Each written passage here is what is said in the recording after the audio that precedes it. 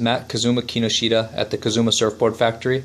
I get asked a lot what a Skil 100 planer looks and sounds like when it's brand new. Right here I have a brand new condition Skil 100, never used, straight out of the factory box.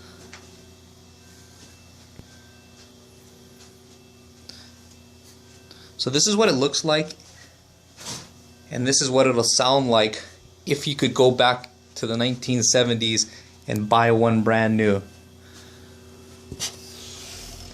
Unused. This is what it sounds like.